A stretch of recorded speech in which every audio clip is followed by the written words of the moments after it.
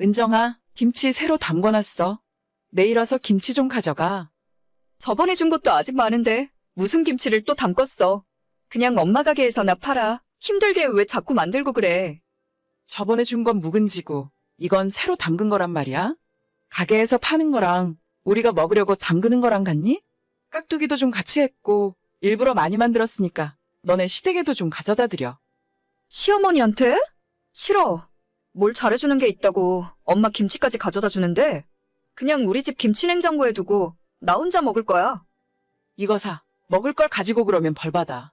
어차피 박서방이랑 너랑 둘이서는 다 먹지도 못해. 가져가서 시댁이랑 적당히 나눠서 먹어. 너가 먼저 잘해드리면 그쪽에서도 사람인데 하나밖에 없는 며느리를 이뻐라 해주시겠지. 어휴, 그런 괴팍한 노인네한테 이쁨 받고 싶지도 않네요. 지금도 남편만 아니었으면 진작 결혼이고 뭐고 때려쳤을지도 몰라. 어쩜 그렇게 나만 보면 못 잡아먹어서 안달인지. 은정아, 그런 소리 함부로 하는 거 아니야. 그래도 결혼했으면 가족이나 마찬가지인데 너가 먼저 잘해드려야지. 잘해봤자 아무 소용도 없어. 아무튼 김치는 내일 가지러 갈게. 엄마 가게로 가면 돼? 아니면 집으로 가지러 갈까? 우리 집 김치냉장고에 넣어놓을 테니까 가져가면 돼. 김치는 2통이고 깍두기도 하나 가져가. 알겠어. 엄마도 쉬엄쉬엄이래. 저희 친정엄마는 시장에서 20년 동안 반찬 가게를 하고 계십니다. 손맛 좋기로 유명하시고 저도 지금까지 엄마가 직접 담궈준 김치보다 맛있는 김치를 못 먹어봤을 정도로 정말 맛있어요. 가게에서 파는 반찬들도 맛있어서 장사가 잘 되는 편이고 오랜 시간 단골들이 진짜 많습니다. 저 시집간 뒤에도 정기적으로 반찬 가져가라 하시고 특히나 김치는 수시로 만들어서 주세요. 결혼한 지 2년이 지난 지금까지 저희 집은 물론이고 종종 시댁에도 가져다 주라며 넉넉하게 만들어서 주셨습니다. 하지만 이렇게까지 친정엄마가 신경을 쓰는데도 시어머니는 신혼 초부터 저랑 잘 안 맞았어요. 성격도 너무 안 맞고 평소 시모가 생각 없이 툭툭 던지는 말도 은근히 사람 짜증나게 하고 신경 거슬리기 때문에 얼굴 보고 대화하는 것 자체가 싫더라고요. 시간이 지나면 좀 나아질까 생각했지만 2년이 지난 지금까지도 시모는 너무 불편하고 어렵습니다. 요리도 완전 못하셔서 저희 엄마 반찬이나 김치 한번 가져다 주면 아버님이 너무 좋아하시는데 시모는 공짜로 받아 먹으면서 답내는 고사하고 잘 먹었다 고맙다라는 이야기 한번 한 적 없었어요. 어머님, 이번에 저희 친정엄마가 김치 새로 담그셨대요. 새김치 좀 가져다 드릴까요? 그래, 한번 맛이나 보게 좀 가져와 봐라. 그런데 저번에 물김치는 너무 짜더라고. 물 좀 넣고 겨우 다 먹긴 했는데 이번 김치도 혹시 짜니? 글쎄요. 물김치가 짜게 느껴지셨으면 김치도 짤 수도 있는데 그냥 드리지 말고 저희끼리 먹을까요? 어머님 입맛에 맞는 걸로 새로 사드시는 게 낫겠죠? 아니다. 일단 가져와 봐. 사돈이 만들어준 성의가 있는데 짜건 싱겁건 그냥 주는 대로 먹어야지. 그래도 나 같은 사람이 솔직하게 이야기해주는 게 도와주는 거야. 너무 서운하게 듣지 말고 나중에 어머님한테 조금만 소금 간 덜하면 딱 좋을 것 같다고 전해드려. 네. 김치는 제가 내일 어머님 댁으로 가져다 드릴게요. 그래라. 혹시 이번엔 깍두기는 좀 안 하셨니? 너희 어머니는 김치보다 깍두기가 좀 낫더라. 깍두기는 작년에 한번 가져다 주더니 그 뒤로는 한번 구경을 못하네. 깍두기 이번에 좀 담그셨어요. 내일 김치 가져다 드리면서 깍두기도 같이 드릴게요. 저희 엄마 가게 가시면 항상 있는데. 아유, 돈 주고 사다 먹을 정도는 아니고 그냥 있으면 좀 맛이나 보자는 거지. 아무튼 그것도 가져와 봐라. 네. 진짜 듣기만 해도 짜증나지 않으세요? 처음엔 좋은 마음으로 어차피 엄마가 많이 만들었으니까 나눠드려야겠다 싶다가도 저런 말투를 들으면 좋은 마음이 싹 사라집니다. 돈 주고 사 먹는 손님들도 저딴 식으로 말하진 않을 거예요. 맛이나 보긴 뭘 맛이나 본다는 건지. 너희 어머님 깍두기가 정말 맛있더라. 이런 맛있는 걸 공짜로 먹다니 너무 죄송하네. 이런 식으로 칭찬해주면 드리는 저도 기분 좋고 저희 엄마한테 말씀드리기도 좋잖아요.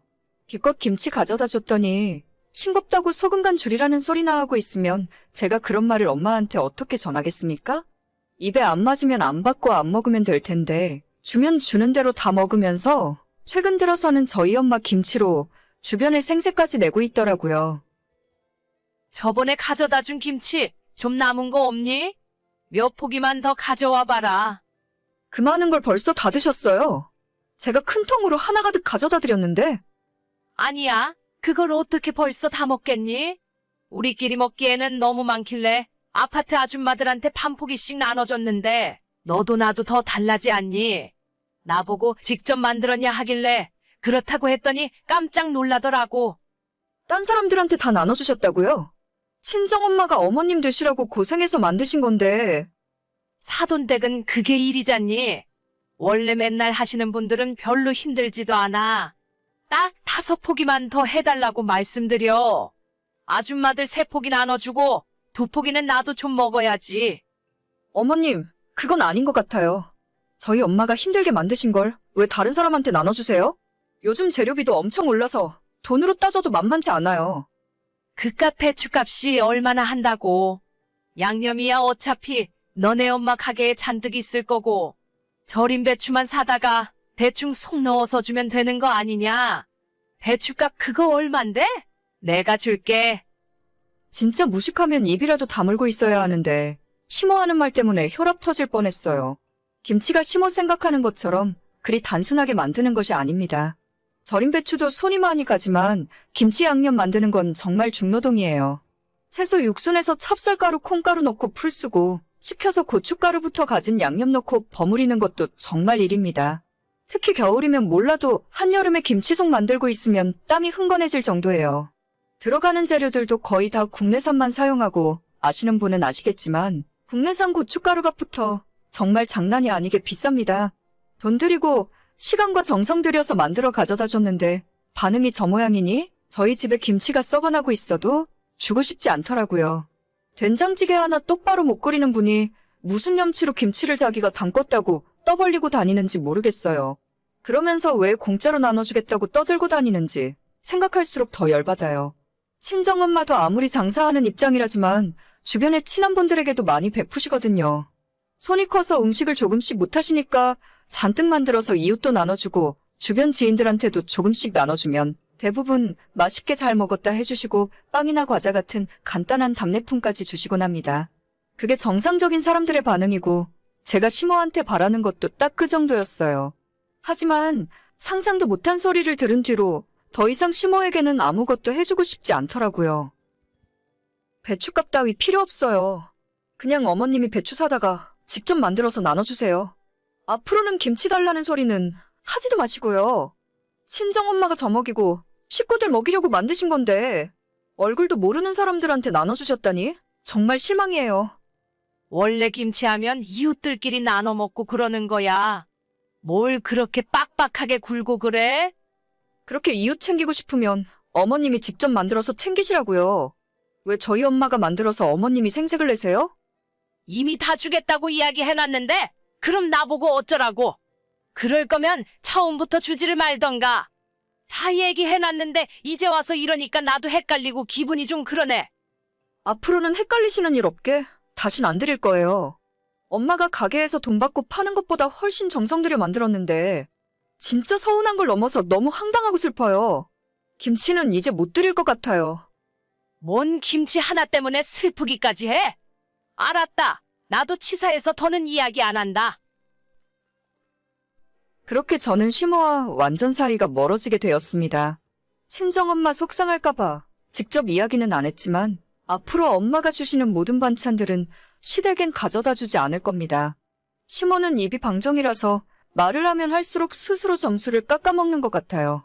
저랑 그렇게 한바탕 하고 며칠 뒤에 시장에 있는 저희 엄마 반찬 가게에 조용히 나타나서 김치 몇 포기를 사갔다 하더라고요. 주변에 떠벌려 놓은 게 있으니 주긴 줘야 하니까 결국 본인 돈 주고 사서 선물해 줬나 봅니다.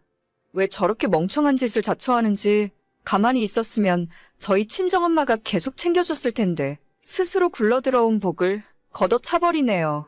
저는 이번 기회로 다신 심호에게 호의를 베푸는 일도 없을 거고 잘 지내려고 노력도 하지 않을 거예요. 정말 사람한테 이렇게까지 실망한 적도 처음입니다. 오늘의 사연은 여기까지입니다. 구독과 좋아요, 알림 설정은 많은 힘이 됩니다. 다들 행복하시고 좋은 하루 되세요.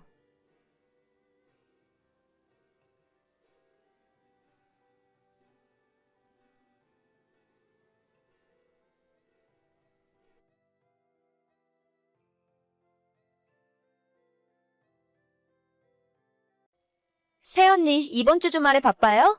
약속 같은 거 있어요? 아니요, 그냥 집에 있을 생각인데요. 애랑 어디 나가려고 해도 사람들이 많아서 너무 힘들더라고요. 잘됐다. 언니, 이번 주에 우리 애 좀 봐주시면 안 될까요? 주말에 동창들이랑 부부 동반으로 캠핑 가기로 했는데 애들은 다 맡기고 부부끼리 오라 하더라고요.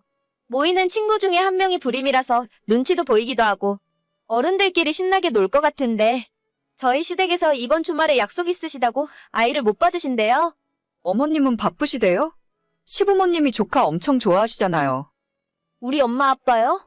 말도 말아요. 애가 해달라는 거 다 해주시는 바람에 큰일 날 것 같아요. 저번에 한나절 맡겼다가 데리러 갔는데 감자튀김에 콜라 먹이고 있더라고요.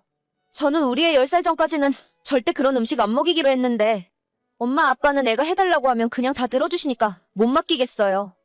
저라고 아이한테 뭔가 대단한 음식 해먹이는 건 아닌데 평소에 저희 먹는 거랑 비슷하게 해서 먹여요. 그래도 이상한 불량식품 먹이는 우리 엄마보단 헐났죠. 토요일 오전에 우리 애 데리고 언니네 집으로 갈게요. 일요일 3시, 4시쯤 아마 돌아올 것 같은데 괜찮겠죠? 그래요. 소율이라면 언제라도 환영이에요. 우리 딸도 주말 내내 동생이랑 놀면 되니까 둘이 심심하진 않겠네요.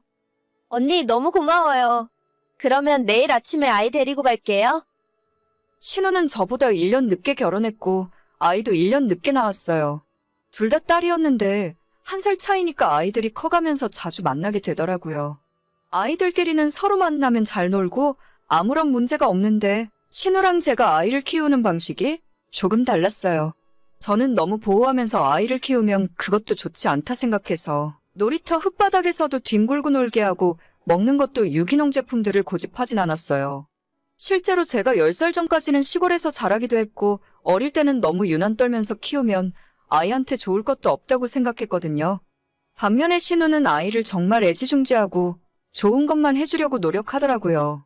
유모차도 저는 사촌 언니 거 물려받아서 중고로 썼는데 신우는 유럽에서 유행한다는 비싼 수입 유모차로 사고 그 외에 아이용품도 기저귀부터 분유까지 전부 가장 좋다는 수입품으로만 사용했었죠. 지금 이제 저희 애가 6살, 신혼의 아이가 5살인데 아직도 아이 먹는 거 있는 것 하나하나 깐깐하게 신경 쓰면서 키우더라고요. 사실 저는 귀찮아서라도 그렇게 못할 것 같은데 신우가 아이에게 쏟는 정성이 대단하다는 생각도 들었어요. 아이를 맡기러 온다 했을 때도 까다로운 신우 성격 때문에 살짝 걱정은 됐었지만 그래도 우리 집에 온 거니까 평소 하던 대로 해주면 되겠지라고 생각했습니다. 그렇게 주말이 되어 신우는 조카를 맡기고 갔고 1박 2일 동안 저희 딸과 잘 놀고 제가 해주는 밥 잘 먹으면서 별일 없이 있다가 다음날 데려갔어요. 아무 문제 없었는데 갑자기 그날 저녁 신우가 제게 화를 내며 따지고 들더라고요. 언니, 혹시 소율이한테 바나나키 과자 먹였어요? 네, 먹였는데요. 어제 점심 먹고 오후에 살짝 출출하다고 하길래 저희 애랑 같이 간식으로 먹였어요. 많이는 아니고 우유랑 과자 2개씩 먹였는데 무슨 일 있나요? 아니, 무슨 일이라뇨. 애한테 그런 과자를 먹이면 어떡해요? 공장에서 만들어서 무슨 식품 첨가물이 들어있을지도 모르는데. 괜찮아요. 요즘 대기업 공장에서 만드는 게 더 깔끔하고 안전해요. 저희 어렸을 때부터 다 이런 거 먹으면서 자랐는데 아무렇지도 않잖아요. 많이 먹인 것도 아니고 딱 2개 먹였으니까 안심하세요. 지금 저 가르치는 거예요? 저 식품 영양학과 나온 거 몰라요? 공장에서 쓰는 식품 첨가물에 대해서 저보다 많이 알아요? 아니, 제가 가르치긴 뭘 가르쳤다고 그래요. 아가씨는 어릴 때 슈퍼에서 과자 안 사 먹어봤어요? 애들한테 그렇게 해봤자 좋을 거 없어요.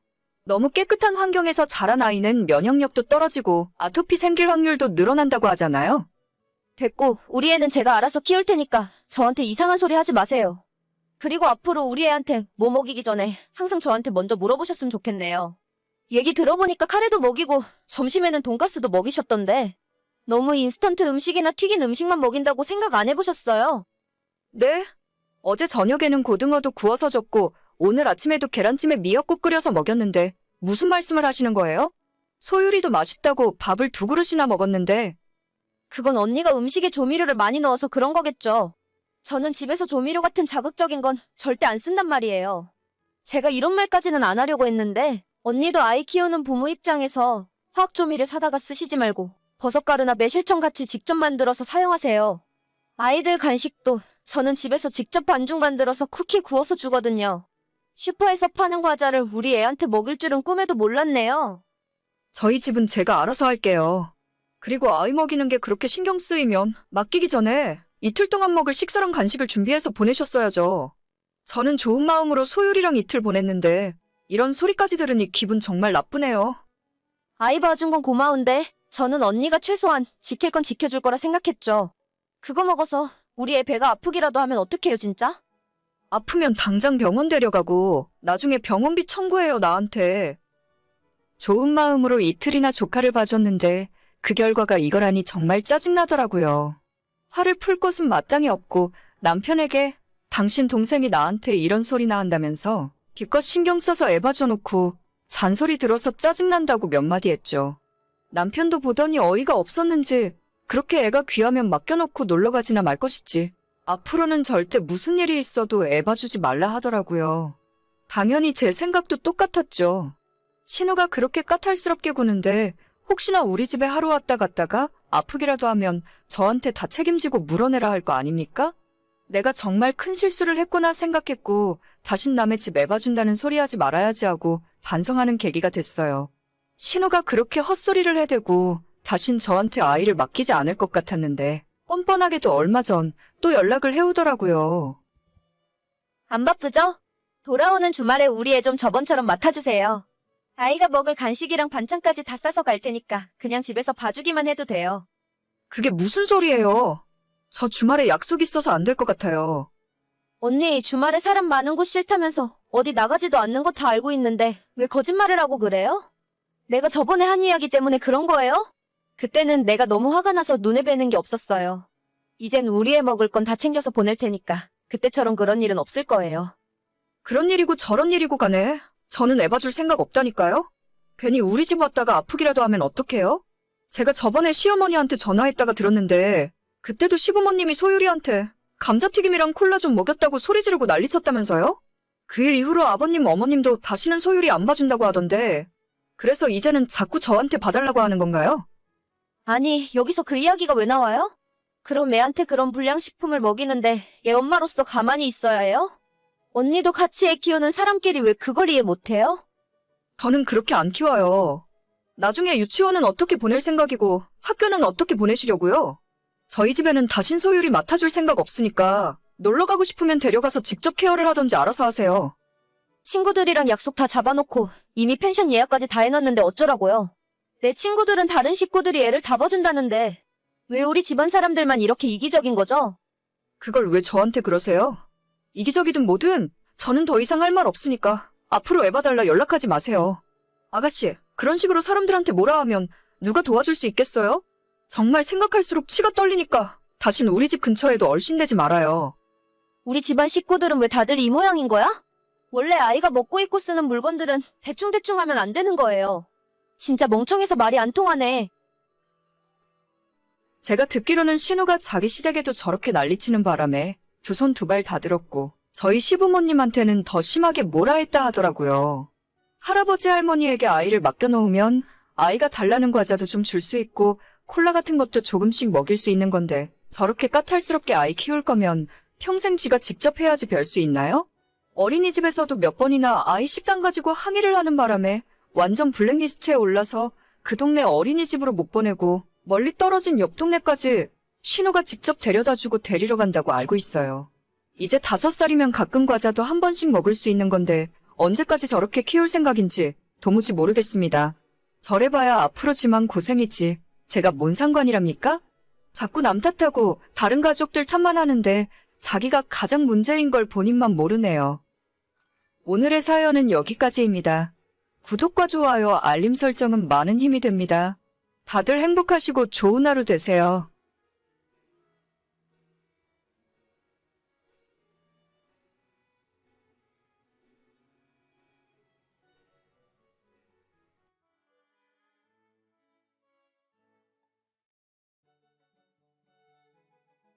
여보, 내가 저번에 한 말 다시 한번 생각해봤어?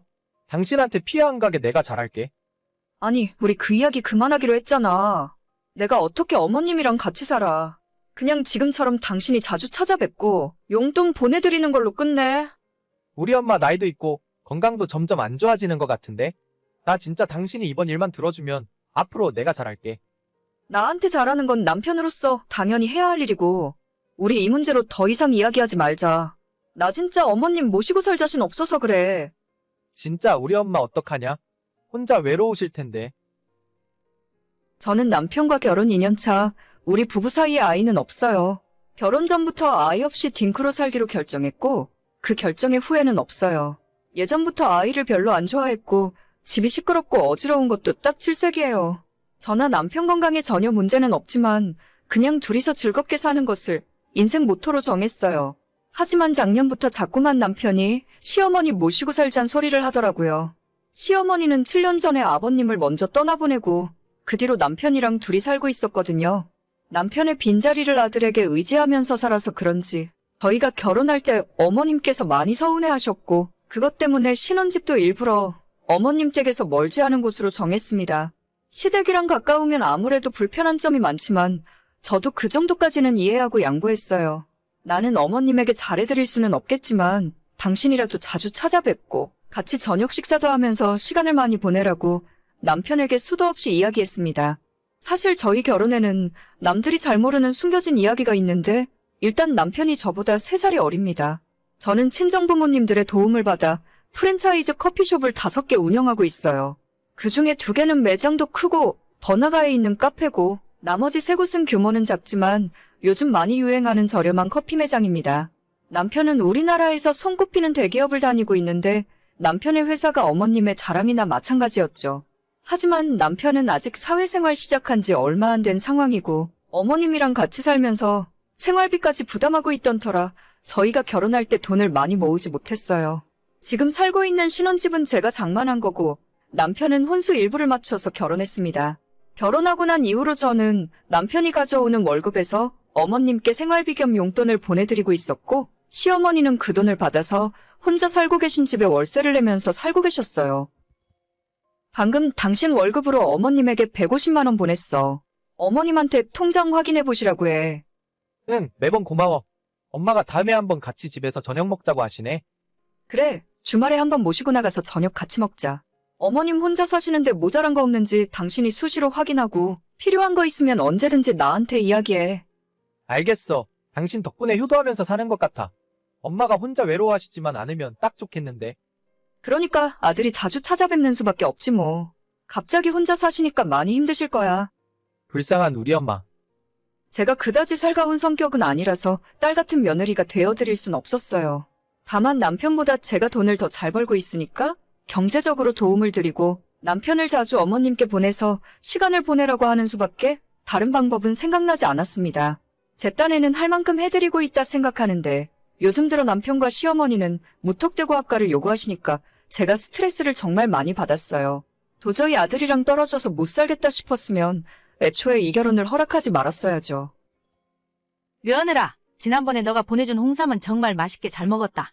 너 덕분에 내가 말년에 호강하며 사는구나. 아니에요. 필요하신 거 있으시면 언제든 편하게 말씀하세요. 저한테 말씀하시기 불편하면 성우 씨한테라도 이야기하세요. 내가 불편할 게 뭐가 있냐. 능력 있고 잘난 며느리 덕분에 이렇게 호강하며 사는데. 그런 말씀 마세요. 가끔 어머님이랑 성우 씨 잘 살고 있었는데 제가 괜히 결혼했나 싶어서 죄송해요. 에이, 난 그렇게 생각 안 한다. 물론 아들이랑 살 때가 좋았지만 결혼해서 잘 사는 모습 보면 좋아. 행복해. 근데 너희 집에 방 남는 게 있던데 내가 거기에서 지내면 안 될까? 갑자기 무슨 말씀이세요? 아니, 내가 요즘 가만히 생각을 해봤는데 매번 너한테 용돈 받아서 월세 내는 것도 아깝고 이럴 거면 차라리 월세를 너한테 줄 테니까 너네 집에서 같이 지내는 게 낫지 않아? 어차피 성우 씨 월급으로 드리는 거라서 저한테 미안해하시지 않아도 돼요. 같이 살다 보면 불편한 점도 많을 거고 그냥 지금처럼 지내는 게 나을 것 같아요. 내가 밥값도 내고 물값 전기세도 내 몫을 낼 테니까 그냥 작은 방 하나만 다오. 너가 불편하면 내 방 안에만 있을게. 어머님, 저 지금 바빠서 일하러 가야 해서요. 나중에 다시 이야기 드릴게요. 어머님은 처음엔 저한테 이런 식으로 몇 번 말씀하시더니 전혀 씨알도 먹히지 않자 그 다음엔 남편에게 호소를 하시더라고요. 저는 그 사실을 전혀 모르고 있었지만 어느 날부터 남편이 합가 타령을 해대기 시작했어요. 어차피 우리 집에 방이 4개라서 남는 방도 있는데 시엄마 모시고 사는 것이 뭐가 힘드냐면서 제 신경을 긁어대더라고요. 합가 이야기가 나오기 시작한 타이밍이나 말하는 뉘앙스를 봤을 때 시어머니한테 들은 이야기를 저한테 그대로 전달하는 느낌이었습니다. 제가 이 남자랑 결혼하겠다 했을 때 친정부모님들은 남자가 연하인 것도 좋고 집안 형편이 차이가 나는 것도 아무 상관없는데 홀어머니 모시고 살았으니 분명히 나중엔 같이 살려고 할 거라며 절대 그것만은 안 된다고 말리셨어요.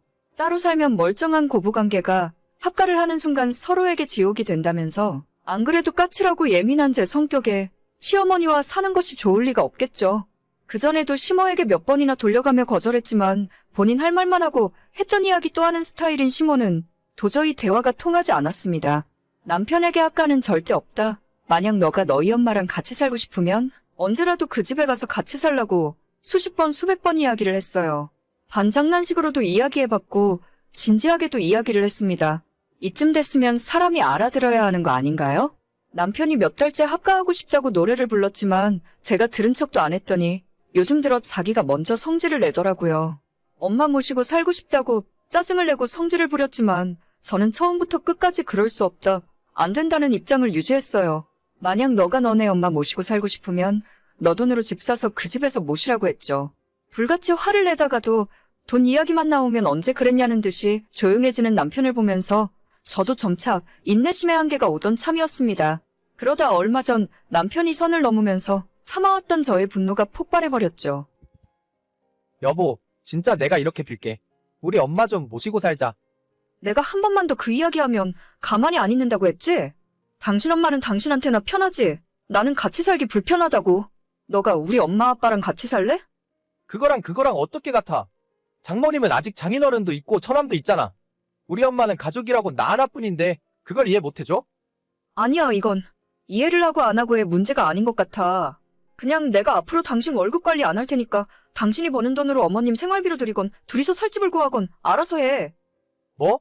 그게 지금 나한테 할 소리야? 너는 정말 피도 눈물도 없는 것 같아. 그럴 거면 차라리 이혼해. 나도 더 이상은 이 문제로 이야기하고 싶지 않아. 이혼하자고? 그래, 말 잘했다. 분명히 너가 먼저 하자고 했으니까 말 나온 김에 바로 하자. 내일 바로 하러 갈래? 너가 나한테 줬던 월급은 너네 엄마한테 주는 용돈 말고 한 푼도 안 쓰고 있었어. 그거 줄 테니까 빨리 내 집에서 나가. 아니, 말이 그렇다는 거지. 누가 지금 바로 이혼하자고 했냐? 아니야. 너는 너네 엄마랑 살아야지. 뭐하러 나랑 살아? 나도 중간에서 나쁜 사람 하기 싫으니까 더 늦기 전에 빨리 이혼해. 누나, 내가 잠깐 정신이 나갔었나 봐. 조금만 화를 가라앉히고 우리 대화로 풀을까? 방금 너 통장으로 그동안 모아둔 네 월급 보냈다. 짐은 언제까지 뺄래? 내가 일주일 동안 친정집에서 생활할게. 그 사이에 짐 다 빼. 일주일 후에도 안 빠져 있으면 전부 내다 버릴 줄 알아. 이혼 서류는 너네 엄마 집으로 보낼 테니까 받아서 도장 찍어. 누나, 내가 잘못했어. 미안해. 거의 반년 가까이 합가 요구에 시달리면서도 끝까지 화 안 내려고 노력했는데 남편의 이혼 이야기에 바로 눈이 뒤집히더라고요. 애초에 처음부터 이러려고 나랑 결혼한 건가 싶은 생각도 있고 그렇게 애틋한 모자 관계라면 그냥 둘이서 살지 뭐하러 결혼했을까 하는 생각도 들었습니다. 남편이 제가 장난하는 줄 알았는지 그 뒤로 계속 미안하다고 사과했지만 진짜로 며칠 동안 집에 들어오지 않으니 제가 일하는 카페로 찾아와서 빌더라고요. 하지만 저는 이미 마음을 굳혔고 약속했던 일주일이 지났을 때 저희 집에 있는 남편의 짐을 전부 현관문 밖으로 집어던져 버렸습니다. 그 이후 저희 집에서 쫓겨난 남편은 법원을 가자는 제 요구도 무시하고 시댁에서 지내고 있는 것 같더라고요. 편하게 협의 이혼으로 못 끝낸다면 어쩔 수 없이 소송을 하는 수밖에 없죠. 제 핸드폰에 시어머니나 남편이 합가 요구를 했던 증거는 수도 없이 많습니다. 제가 알아보니 시부모와의 합가 요구는 정당한 이혼 사유더라고요. 남편이 뭐라고 하던 이제는 돌이킬 수 없는 상황까지 되어버렸고 저와의 결혼 생활보다 시어머니를 더 끔찍하게 생각하는 남편과는 더 이상 같이 살 수 없습니다. 끝까지 이혼 잘 마무리 짓고 저는 원래 살던 대로 열심히 일하면서 살아야겠어요. 오늘의 사연은 여기까지입니다. 구독과 좋아요, 알림 설정은 많은 힘이 됩니다. 다들 행복하시고 좋은 하루 되세요.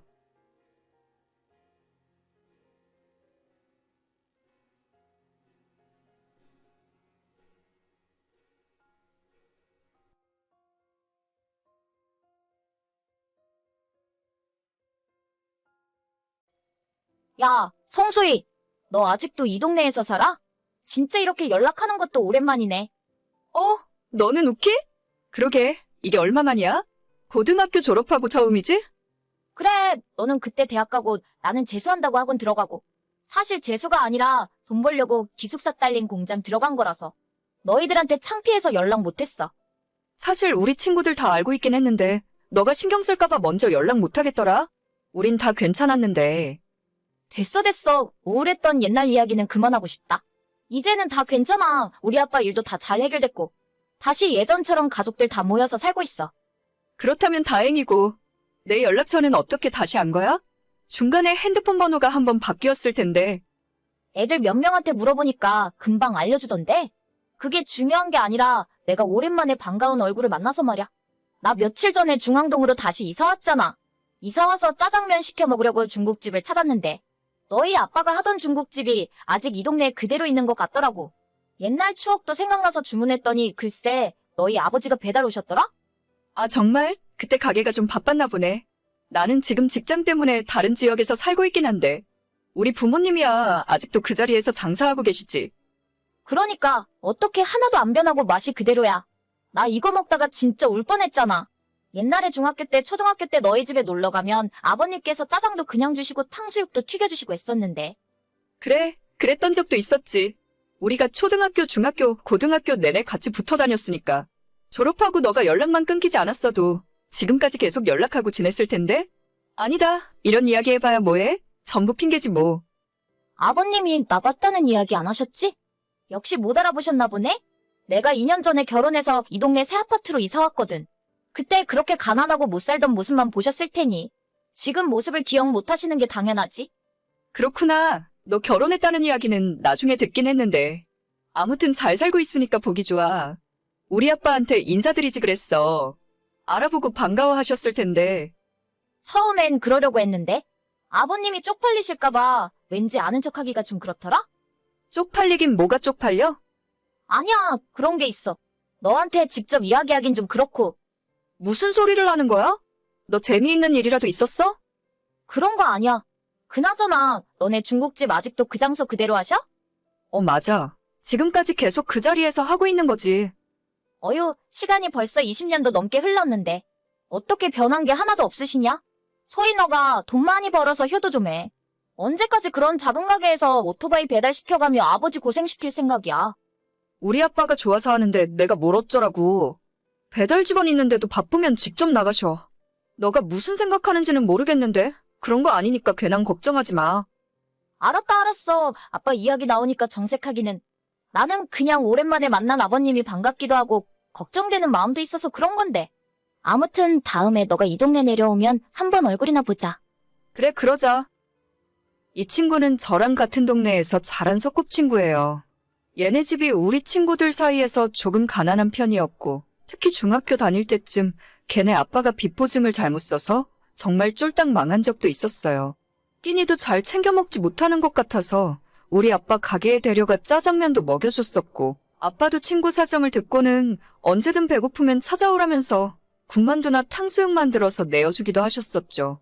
걔가 딸린 남동생도 있었기 때문에 저 없을 때도 끼니 챙기기 위해 저희 아빠 중국집에 다닌다는 사실을 알고 있었고 아빠는 매번 중국 음식만 먹으면 질리기도 하고 아이들 몸에도 안 좋을 것 같아서 일부러 찌개나 반찬 만들어서 챙겨 먹였습니다. 그렇게 정말 둘도 없이 가깝고 친하게 지냈었는데 이 친구가 고등학교 졸업하고 갑자기 연락이 뚝 끊어졌어요. 들리는 소문에는 대학 떨어지고 재수학원 들어갔다고 했지만 몇 년 뒤에 공장 들어가서 일하고 있다는 얘기를 어렴풋이 듣게 됐죠. 내가 먼저 연락해볼까 고민했었지만 친구가 피하는 이유가 있을 거라 생각했고 그러는 사이 이미 10년 가까운 시간이 지나서 저희 나이도 30이네요. 10년 만에 다시 만난 친구에게 반가워하기도 잠시 예전과는 다르게 너무 변해버린 모습 때문에 또다시 사이가 어색해지고 말았습니다. 수희야, 잠깐 시간 괜찮니? 잠깐만, 나 지금 업무 마무리하고 곧 퇴근할 시간이야. 10분만 있다가 내가 다시 연락할게. 알겠다. 조심히 들어가라. 아빠 갑자기 왜? 무슨 일 있어? 우리 아빠가 이렇게 심각한 분위기로 무게 잡으실 분이 아니신데?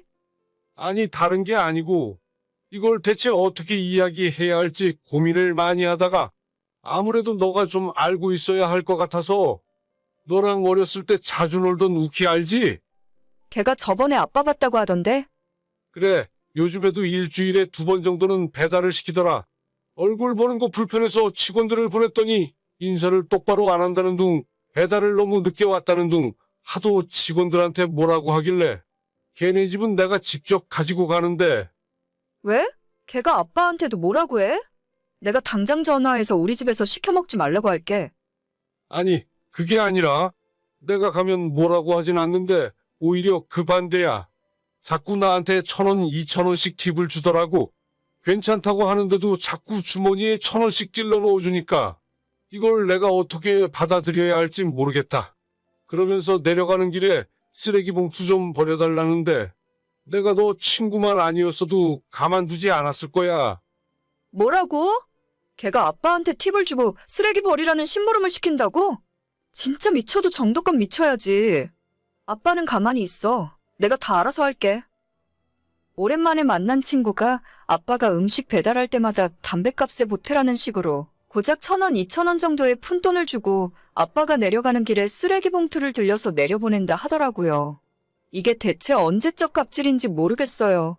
안 그래도 예전에 저희 배달 직원한테 음식물 쓰레기 버려달라는 아줌마가 있었는데 아빠가 벼르고 벼르다가 직접 배달 가서 아빠 손에 들려주는 음식 쓰레기 봉투를 그 집 현관에 던지고 나오셨답니다.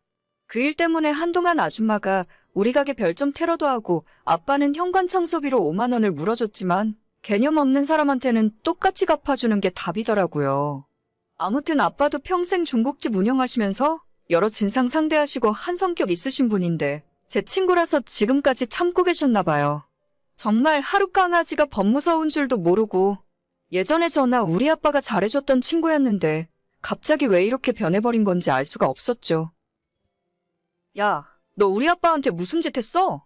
똑바로 대답해. 진짜 너네 집 쳐들어가서 머리털을 다 뽑아버리기 전에. 뭐래? 머리털을 뽑아. 너 무슨 말 같지도 않은 소리야. 내가 너네 아빠한테 하긴 뭘 했다고. 너가 우리 아빠가 배달 오면 1,000원씩 팁 준 게 사실이야. 그리고 아빠한테 쓰레기 버려달라고 했니? 아, 그것 때문에 연락한 거야? 아니, 땀 뻘뻘 흘리면서 고생하시는데. 가는 길에 음료수라도 하나 사드시라고 한 거지. 그리고 세상에 공짜가 어딨니? 돈을 받았으면 작은 심부름 정도는 해줄 수 있는 거지. 야, 너한테 그런 용돈 안 받아도 되니까 앞으로 쓸데없는 짓 하지 마. 당장 짜장면도 다른 가게에서 시켜 먹고. 너나 너희 아빠나 사람이 호의를 베풀어주면 받아들이질 못하니? 옛날이랑 비교해서 하나도 발전 못한 모습이 불쌍해서 그런 건데. 나는 비록 너네 집에서 눈칫밥 먹으면서 자랐지만 지금은 이렇게 성공해서 신축에 좋은 아파트에서 살고 있잖아. 너희 집은 아직도 그 모양 그 꼴이고. 눈칫밥을 먹였다고? 대체 우리가 언제 눈칫밥을 줬다는 거야? 그걸 몰라서 묻는 거야? 언제든지 짜장면 먹고 싶으면 오라고 해놓고. 나랑 내 동생이랑 갔더니 어느 날은 김칫국에 멸치 오뎅볶음 같은 반찬으로 해주시더라. 우리가 먹는 짜장면이 아까우면 아깝다고 말을 하지. 아무 때나 오라고 해놓고 그렇게 눈칫밥을 줘. 너가 무슨 말을 하는지 모르겠네? 너희가 맨날 짜장면만 먹으면 질리고 밀가루만 먹어서 몸에 안 좋을까 봐. 아빠가 직접 반찬 만들어서 한식으로 해준 거야. 짜장면집에서 짜장면이 제일 싸고 흔한데 얘는 무슨 소리를 하고 있는 거야? 그건 괜히 이제 와서 착한 척하고 변명해봤자 소용없어. 중요한 건 나는 몰라보게 성공했다는 거고 너네 집은 아직 그 모양이라는 거니까. 그래. 너가 믿던 말던 그게 중요한 건 아니지. 그런데 너가 대체 뭔 생각을 하고 있는지는 모르겠는데 우리 아빠 가게가 20년 동안 계속 그 자리인 이유를 모르겠니? 그야 장사가 안 되니까 발전이 없어서 그런 거지. 당사가 안 됐으면 진작 망해서 없어졌겠지. 너는 나이가 30인데 세상 물정을 그렇게 몰라? 그 5층 건물 전체가 우리 아빠 거야. 아빠 건물에서 아빠가 장사한다는데 대체 뭐가 문젠데? 짜장면 팔아서 건물을 샀다고? 나보고 지금 그 말을 믿으라는 거야. 아빠 가게에 배달기사만 3분 계셔.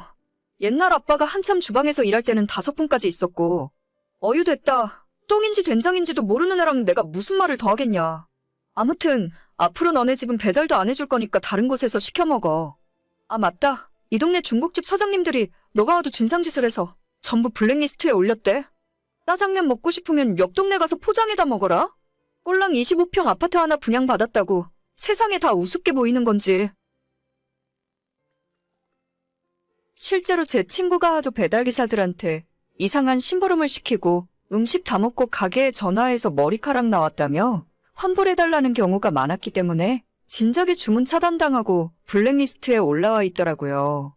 지금 뭐하고 어떻게 사는지는 모르겠지만 3억 조금 넘는 25평 아파트 분양받아 살면서 열심히 사는 다른 사람들이 우습게 보였었나 봐요.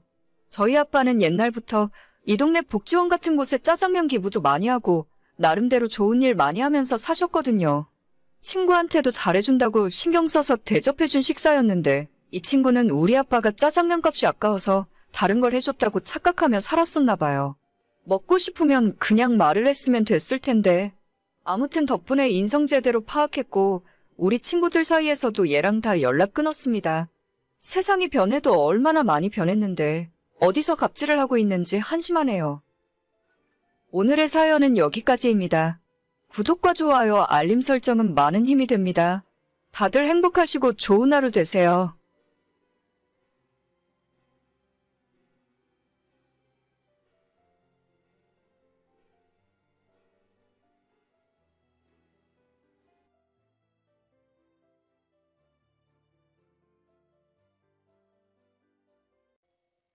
자기야 뭐해? 지금 바빠? 아니, 그냥 TV 보고 있지. 왜? 어제도 데이트했는데 오늘도 또 보고 싶어? 당연하지. 나는 우리 자기 매일 봐도 또 보고 싶어. 사실 아까 마트에서 장 보고 왔는데 집에서 파스타 해 먹을 생각이거든. 와서 같이 먹을래? 파스타, 나야 좋지. 근데 맨날 오빠한테 얻어먹기만 하니까 미안하네. 나도 언젠간 오빠한테 요리를 해주면 좋겠는데. 내가 진짜 할 줄 아는 것도 없고 요리를 정말 못해서. 에이, 그게 뭐가 중요해? 나중에 하나씩 배워가면 되는 거지. 지금은 안 해봐서 못하는 거야. 그리고 나는 우리 자기가 잘 먹어주는 모습만 봐도 좋아. 진짜? 그 말 진심이야? 당연하지. 내가 올해로 자취만 10년째잖아. 이제는 못하는 음식이 없다니까? 자기는 부모님이랑 같이 살았으니까 요리를 안 해본 거고. 나중에 우리 결혼하면 그땐 같이 배워서 하면 되잖아. 알겠어. 내가 배워도 오빠가 한 것보다 맛이 없으면 어쩌지? 그럼 내가 평생 요리해주지 뭐. 나 원래 음식 만드는 거 좋아해. 혼자 살면서도 이것저것 잘해 먹었어. 나는 오빠만 믿으면 되겠네? 당연하지. 파스타 준비해 놓을 테니까 지금 바로 우리 집으로 출발해. 알겠어. 와인 한 병 사서 갈게. 지금은 결혼하고 남편이 되었지만 연애할 때는 항상 저를 위해 맛있는 음식을 만들어주던 자상한 사람이었어요. 결혼한 지 2년이 지난 지금은 저도 남편 못지않게 못하는 요리가 없게 되었네요. 결혼 전에는 아무리 배워도 맛이 안 나더니 살림을 해보니까 몇 달 만에 남편과 비슷하게 요리 실력이 올라왔습니다. 아마 부모님과 같이 살 때는 제가 요리를 못해도 엄마가 다 해주시니까 지금에 비해서 간절함이 부족했었던 것 같아요. 요리 학원을 다녀볼까 고민할 정도였지만 막상 결혼해서 직접 장도 보고 제가 사온 재료를 썩기 전에 먹어치워야 한다는 생각에 특별히 배우지 않아도 요리 실력이 저절로 늘어나는 것 같았습니다. 게다가 요즘 유튜브에 얼마나 요리 레시피들이 잘 올라와 있습니까? 그런 저와는 반대로 결혼 전에는 그렇게 잘하던 남편이 최근 들어서는 집에 오면 손가락 하나 까딱하지 않고 날로 먹으려 들더라고요. 거기까지는 그렇다 치는데 제가 퇴근하고 밥상을 차려놓으면 반찬 투정이 날이 갈수록 심해졌습니다. 이건 짜다 저건 좀 싱겁다. 밥상에 고기 반찬이 없다 등등. 정말 해도 너무하더라고요.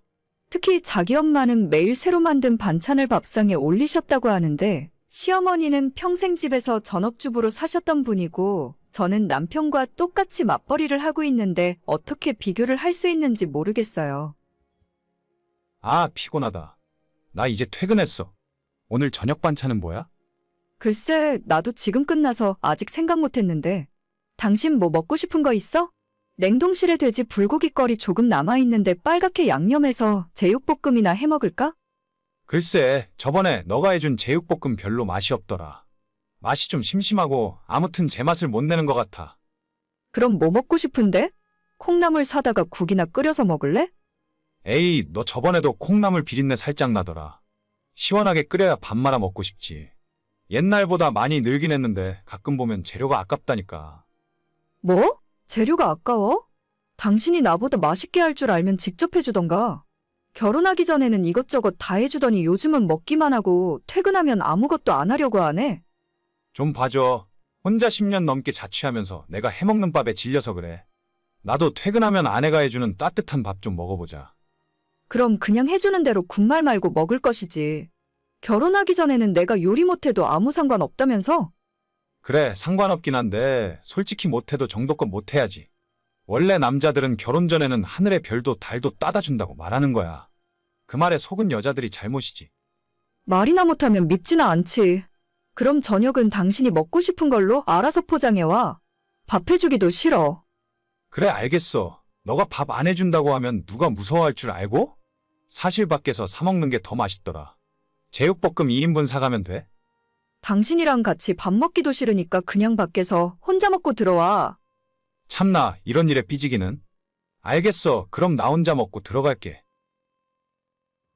남편은 아직도 제가 만든 음식에 트집을 잡으면서 먼저 시비를 걸어요. 솔직히 밖에서 파는 음식처럼 완전 맛있지는 않습니다.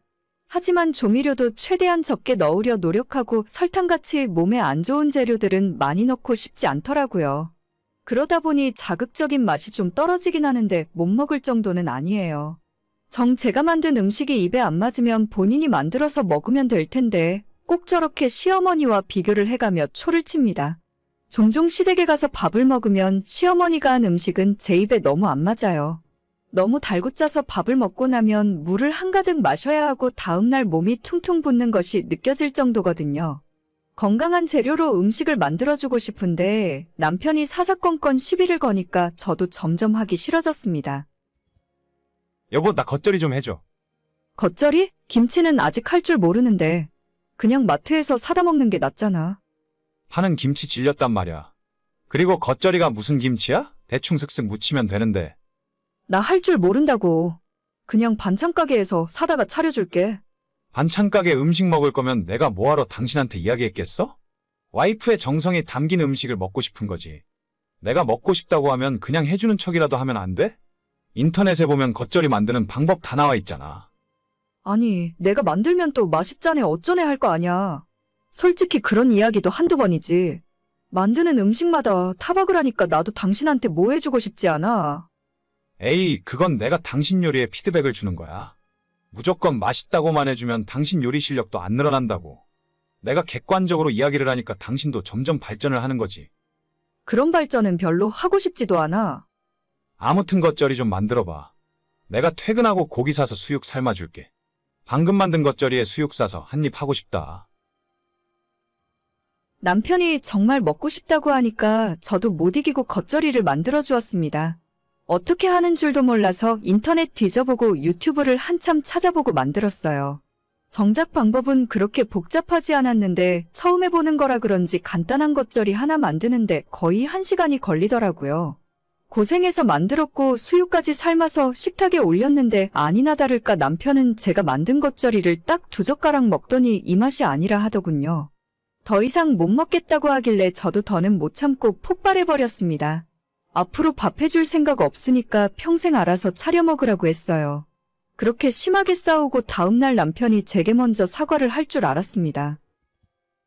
아직도 삐졌어? 내가 좀 뭐라 했다고 해서 나한테 어떻게 소리를 지를 수가 있냐? 아니 나는 당신이 해달라고 해서 만들어준 거잖아. 어떻게 하는 줄도 몰라서 인터넷 보고 부랴부랴 만들었다고. 당신 입에 딱 맞는 음식은 당신이 직접 만들어 먹어. 겉절이가 그렇게 어려워? 딱 입에 달라붙는 감칠맛이 없잖아. 어렵고 자시고 간에 난 이제 당신 입맛 못 맞추니까 알아서 해 먹으라고. 각자 알아서 해 먹고 서로 밥도 따로 먹자. 그게 무슨 부부야? 부부는 한 집에서 같이 밥 먹고 한 입을 덮고 자야 부부인 거야? 그렇게 살 바에는 차라리 이혼하는 게 낫겠네. 그 말 듣고 보니 같이 밥 먹는 것도 싫고 같은 입을 덮고 자는 것도 싫어졌네. 그냥 우리 그만 살자. 이제 당신이랑 정 떨어져서 못 살 것 같아. 뭐? 진짜로 밥 때문에 이혼하자고? 밥이 문제가 아니라 너가 문제지. 나 말고 요리 연구가 아내를 새로 얻어서 살아. 그래야 까다로운 당신 입맛 맞춰줄 수 있지. 아니, 지금 너무 감정적인 것 같은데? 나랑 이야기 좀 하자. 됐어. 나 오늘부터 엄마 집에서 지낼 거야. 다신 너랑 하루도 같이 안 살 거니까 서류 준비되는 대로 빨리 끝내자. 내가 왜 이 생각을 못했을까? 자기야, 이게 진짜 말이 되는 일이야? 그래서 지금 저는 친정부모님 집에 들어와서 지내고 있어요. 남편과는 이혼 예정이고 다른 것보다 입맛을 못 맞추니 같이 살기 너무 힘드네요. 제가 뭐가 아쉬워서 저런 인간한테 요리를 잘한다 못한다 구박 들으며 살아야 하나 싶고 정이 떨어지니까 하루도 같이 못 살 것 같습니다.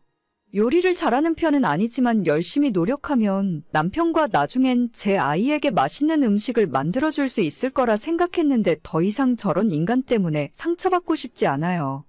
밥을 해달라는 것도 아니고 맛있게 먹어주지도 못할 놈과는 진짜 끝입니다. 오늘의 사연은 여기까지입니다. 구독과 좋아요, 알람 설정은 많은 힘이 됩니다. 다들 행복하시고 좋은 하루 되세요.